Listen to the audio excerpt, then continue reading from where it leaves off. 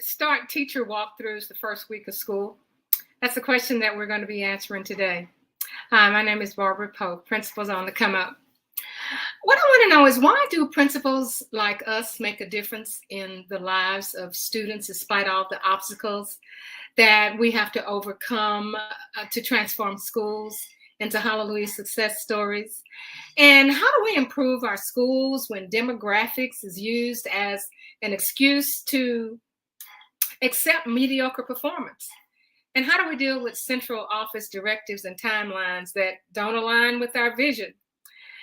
If you're facing these challenges, here is where you'll find the answers to overcome any obstacle you encounter. So we're going to be looking at today, why start teacher walkthroughs the first week of school. Now, I know it's the first week of school that's coming up real soon, and you've been doing all of your planning. You have been making recommendations to hire teachers. You've even received some resignations before school has even started. We know how that is, and you're trying to scurry and help fulfill that position. We also know that you are planning for teacher orientation. You're planning for student orientation. You're checking the building, making sure that all your checkoffs are done. But there's something that has been said to be done year after year, and we as principals have just ignored it. We've never been through times like this where we are having to recruit teachers the way we are recruiting teachers or retain teachers. And one of the best ways to recruit and retain teachers is to provide them the kind of support that they need, because teachers are saying, I'm leaving the profession because I'm not getting the support that I need. But I want to tell you that we need to start doing teacher walkthroughs the first week of school. Now, I know that first week of school, you are going to be making sure everybody has schedules. You're going to be making sure that your counselors are still enrolling students with parents. We're going to be concerned about the drop-off and pickup. And you're going to be getting calls from central administration wanting to know how things are going. And even central administration will just kind of leave you alone before they come and they do their walkthroughs, because they believe that, that first week of school, just give things time to settle, and then everything will be all right. And then we'll just pick up, and then we will start our teacher walkthroughs. But I want to tell you that the teacher walkthrough should be started the first week of school. And the reason it should be started the first week of school is because teachers have said that first week of school is when I made my biggest mistakes. That first week of school is when teachers are establishing their classroom rules. That first week of school is when teachers are starting their instruction. For some of them, that first week of school is just making sure that students have everything they need, that they understand the formulas for the process of how we manage classroom instruction, how we enter the classroom, how we exit the classroom, our rules. We'll be listening to the principal at the beginning of the school day, giving directives. All of those things are going on. But that one day or that second day is going to be fine. But that third day, that's going to be some instruction going on. And we as principals need to be in those classrooms looking for that instruction. So when you are going inside those classrooms, that's the kinds of things that you're going to be looking for. That stuff needs to be in place right now.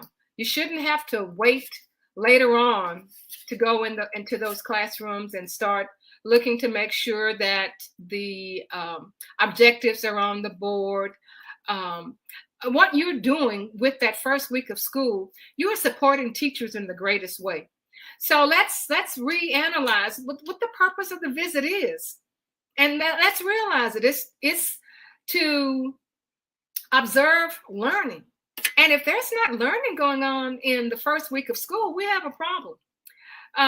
That's the opportunity for us, both as the teacher and the principal, for us to observe the learning, observing the environment, looking at the teacher-student interactions and your instructional practices. It's time for you to see if the teacher is organized or disorganized or doesn't understand how to start the lesson. The teacher doesn't have a warm-up on the board because for whatever reason, you can see the immediate feedback and encouragement that teacher is giving those students.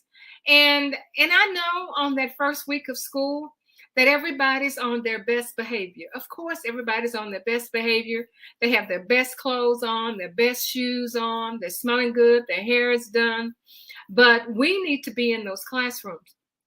And the benefits, the other benefits is that we're gonna spot some potential problems, some potential issues at the beginning of the first week of school, and the second week, and the third week, and that's going to be our opportunity to offer the kind of timely solutions that's going to help those teachers. We want to give them the confidence that they need. We want to let them know you made a mistake. It's okay. I'm just here to support you. I'm here for you to get with the instructional coach if you have one, or to get with the assistant principal, or with the counselor, or your department chair, to find out just what it is that you actually need.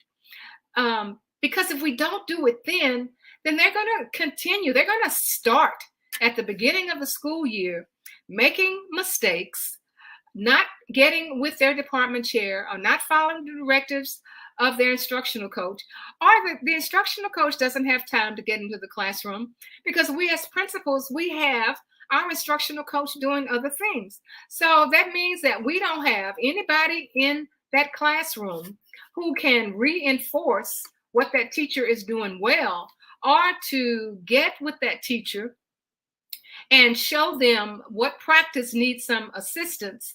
And so that we are just setting the tone for the rest of the school year. So if that new teacher or that returning teacher, even that veteran teacher say, wow, they're here in the classrooms, they're observing us, they're letting us know.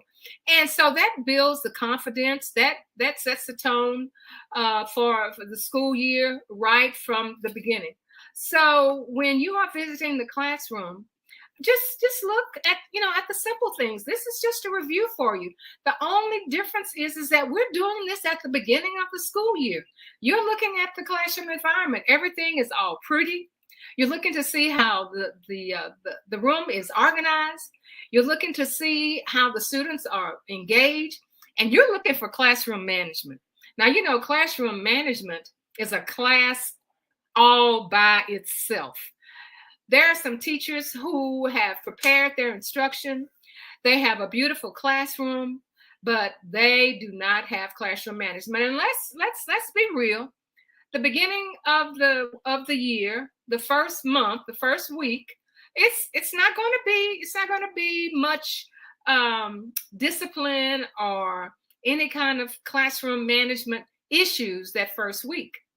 But if there is some type of classroom management that first week, we are going to be there to help to establish what we can do in order to help that teacher, or to get with another teacher in that department to help that teacher from the very beginning. Because we know now that if we do not give our teachers the kind of support that they think they need, if they feel as though that door closed and they were just in there with those students and they were just lost, then they will feel as if they're hyperventilating and that things are just not going right. And if we don't go into those classrooms now, we will not find out until it's too late, until they're starting to do things where in a way that is not helpful to transforming the culture that we want in our buildings. So it's also an opportunity for us to, get some communication going on with our new teacher, or with our returning teacher, because some of us last year, we had some dynamite teachers last year who were just doing some excellent jobs. But we also had teachers who were just off the chain. They just could not get, they just couldn't get it right. They just couldn't get it right. And we spent most of our time there. And we did not have the opportunity to get with those teachers who were just knocking it out of the park and establish the kind of relationships. We were too busy asking them to help us do this or help us do that. And the thing that is going to be the kicker to all of this is that we got to get some feedback to them right away. And I'm proposing that feedback gets back to them within 24 hours. And I'm not talking about feedback through a text or through an email. I'm talking about face-to-face, personal touch to show that you care about that teacher's growth. What that's going to do, that's going to give that teacher some immediate atta girl, atta boy, you did a great job. It's going to have you to do some immediate clarifications and and it's going to build some trust. It's going to build some rapport between you and that teacher. And also as the administrator, you're going to get with either your counselor or your assistants, and you're going to say some things that you found out that this teacher thought was not appropriate for instruction in that classroom. Or the teacher, when they're new or when they're returning and they have different students, they may have students with IEP plans that for some reason they didn't understand. They didn't know what questions to ask because they hadn't experienced this until they got into the classroom. And you as the principal happened to be in there and you were able to give that teacher that support that she needed. And because being in that classroom that first week is frustrating enough. And being a new teacher or being a teacher that's new to that school, you don't understand that school culture. You don't understand that school's policies. You're accustomed to doing things differently. That is when we need to be in there to give them support. So how are we going to give them support within 24 hours and we want that support face-to-face? Well, what we're going to have to do is arrange some time that's convenient to you and to the teacher. You may have the teacher to come to your office or you may go to that teacher's classroom. So the way you're going to do that, how you're going to do that is you as the principal, you may decide that according to your schedule, you are on Monday and Tuesday, you are going to visit the ELA and the social studies department. You know what teachers they have there. And then you have those follow-up visits embedded in your calendar so that you can have that face-to-face with them. And it doesn't take long. You may just want to, for the first time, to say, I enjoyed your classroom. I saw, some things that I didn't quite understand, and have them to explain that to you. And of course, you're going to start that meeting. I mean, and this is a good review. You're going to build them up. You're going to build them up. You're going to build them up by highlighting their strengths. You're going to talk to them about the successful practices that you observed. And then you're going to tactfully share the areas of improvement. And you're going to focus on a specific behavior and you're going to give them a strategy. You're not going to tell without show. You're not going to tell without show. So you may want to go over with them a particular strategy. It may be that their exit ticket was not done in a way that showed that there was preparation in advance. There may have been, some instruction that is level 1 instruction. It wasn't any higher order questioning that was done. You may just find something as simple as a teacher in the classroom. She's just rocking and rolling and she's asking questions of students and the students are just throwing their hands up, or they're not throwing their hands up at all. They're just yelling out answers to questions. And the teacher is responding, well, yes, that's right, or no, that's wrong. That's not the right answer. And it could be just simply, having the talk with the teacher, to encourage her to have students to raise their hand and tell her why I have students raise their hand. The teacher may not, she just may not get it. She may not have been in that environment where students were required to raise their hand. And the purpose of a student to, raise their hand is because you have the same students hollering out the answers to the questions because they may be the smartest one in the class. So what about that student that's struggling? What about the questions that move to a higher order? If those students are answering those level 1 basic questions, then that teacher cannot move on to a higher order. It could be a strategy that you will share where you will ask the question and you will tell the students, I'm going to give you, 3 seconds or 5 seconds to think about the answer to this question. And then I want you to raise your hand. Something as simple as that. You want to use constructive language with your teachers, especially your teachers that are coming back, that you didn't get a chance to see in action. You just heard them because it was just so much going on last school year. Give them feedback and frame that feedback in a way that's going to promote growth and it's going to avoid personal criticism. So that means that if you have a student who was constantly yelling out and the teacher just ignored that, then what you will say is that I noticed there was that one student, who just kept yelling out. And I want you to know that there is a way for you after you can go to that student and you can tell the student, I know that, you're smart and you know the answers. And I really, really appreciate you contributing to the classroom. But let me call on you instead of yelling out.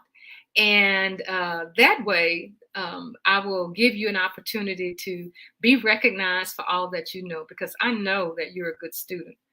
I mean, something as simple as that. And it's also an opportunity for you to find out that maybe some of your teachers got hired and they didn't get a chance to go to new teacher professional development. They usually will send you a list of teachers who were not hired in time to have the new teacher professional development.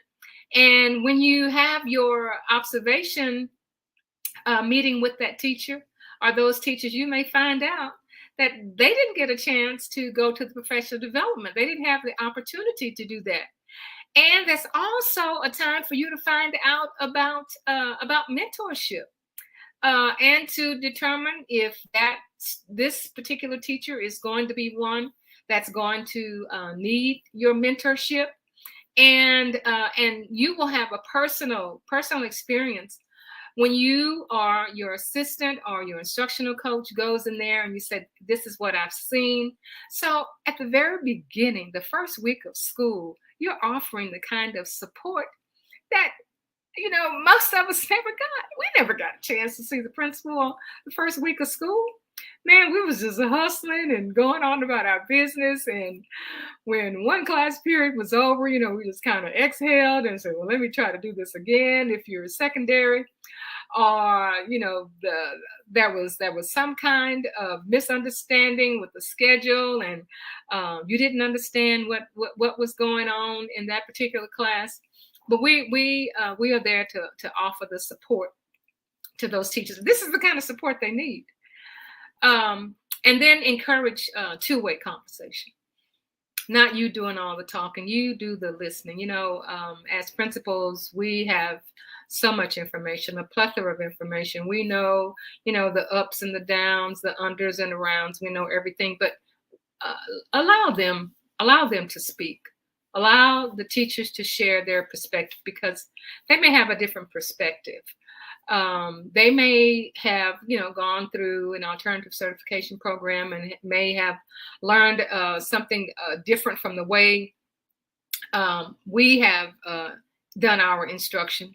And let's see how we can take what that teacher has learned and maybe we can make that a part of the system that we have in our district, and that'll make it more effective. So I want you, when you meet with those teachers that first week, I want you to be specific, and I want you to provide examples. There's nothing worse than you telling a teacher that the exit ticket was not prepared well. Give them an example of a good exit ticket and tell them why. Again, actively listen to the teacher's perspective and don't overwhelm them with too much information, with too much feedback all at once. And don't make assumptions or be judgmental about their language. Because we are, dealing with a group of young people, and they do things differently. They hear things differently, and you need to be able to hear them and to understand them. And the other thing is do more. Continue to do your follow-up and support to make sure the things that you discuss with them, that those things actually happen. So if they did not get a chance to go through a new teacher orientation, make sure that there is a scheduled time for other teachers who were not hired at the very beginning of school to be able to go through the same thing. And schedule a follow-up meeting and talk about the progress that they have made. When you're doing this, I mean, you are offering encouragement. You are making that new teacher or that returning teacher feel that you are approachable, that they feel comfortable being able to speak to you, because I'm telling you that if you do not get into those classrooms starting that first week of school, teachers will start doing things their way because they don't know any other way. They will try to manufacture things that's going to work in their classroom. And they will continue to do that for the first reporting period. If you don't get in there, if you or your assistant principals don't get in there, you know who will get in there? It'll be somebody who's doing things all wrong, and they will be impacting your school culture in a negative way. We always have those people who support us, and then we have those others who, long for days past, when Miss So-and-so was here, we didn't do such and such. And now with this principal, this principal doesn't know what he's doing. She doesn't know what she's doing. I mean, we've never done things like that before. You want to be able to form those relationships with those teachers so that you can make sure that they get what they need. So the important thing is that we need to get into those classrooms. We need to get into those classrooms now, so that as we go back and as we see our teachers grow, and when it comes time for evaluations, our teachers will come to us and say, I need help with this, or I need help with that, because you're laying the foundation that first week of school. The teachers see that you're involved in the classroom. They see that you're dedicated to supporting them, and that you want them to have the best learning environment. So the way you do this, again, you can pre-schedule your visits if you'd like. Um, you can have your visits scheduled either before school or after school or during their conference period, or again maybe a department is off at a certain period, and that's the time that you visit with your teachers. When it comes to visiting teachers themselves, you can come up with some type of rotation schedule where you can have the teacher observation at one period, and then when you know that there's going to be another period where you will not have to pull your teachers away from their instruction to visit you. Um, and then focus, of course, on specific areas as you visit those teachers. Focus on specific areas that you're interested in during each of your visits. As you visit them, you may say that you want to concentrate on classroom management during that visit, or you may concentrate the next on instructional strategies. But the purpose of being in the classrooms the first week of school is, one, to give the teachers support, tangible support. Second, you provide a relationship. You show that you're approachable. You are making sure that they understand the climate and the culture on your campus. Making sure that you don't have other people who are not building a positive culture on the campus to pull them, in an opposite direction. And when we're talking about professional development, we get a chance to see teachers from the beginning to the middle to the end. So when it comes to the first semester, you can see how that teacher has grown. It's almost like, having a new plant at the beginning of the school year, and it's just so beautiful. And we have to water that plant. We got to put a little nourishment in that plant. We got to put a little weeds in that plant. Sometimes we don't give it enough water, and it wilts. And if we don't pay attention, it'll die. It'll die. We have to give it the water and the nourishment it needs. And then at the end of that first semester, we will start to see a little bloom if it's a plant that blooms. And it's not going to bloom all at once. It's going to bloom a little bit at a time. And it's going to take time. It said it takes 3 to 5 years to develop a teacher who is proficient. We're not only building our teachers' skill, but we're building our teachers' will. Our teachers have to be willing to learn. They have to be willing to want to work for you as their principal because they have a relationship with you. And then we as the professionals, we as the principals, we give them the skill. We provide the professional development for them. We work with them in our PLCs. We work with them within our departments, and we're growing. So that at the end of the school year, there are no surprises. There are no rushing around saying, I never saw this teacher. I didn't see her but one time. I heard that she did this or he did that. And you have no reference point. You have no reference point.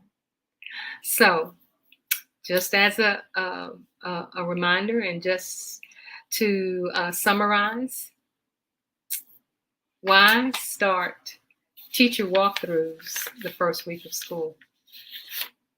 Because we want to build professionals. Because we want to build relationships. Because we want to form our teachers to have the kind of culture that we expect, because we want to be able to see them grow. We want to be able to help them with their instruction, help them with their classroom management. And then when we're talking about test scores, we've had everything in place. We don't even need to talk about scores because we have everything in place. We have done everything that we needed. When we start talking about tutorials, we have everything that we need. We know our people know us. And that way, at the end of the school year, we can look at evaluations, or we can look at the results of test scores, and we can say that our school had a hallelujah success story. And that's how you do it.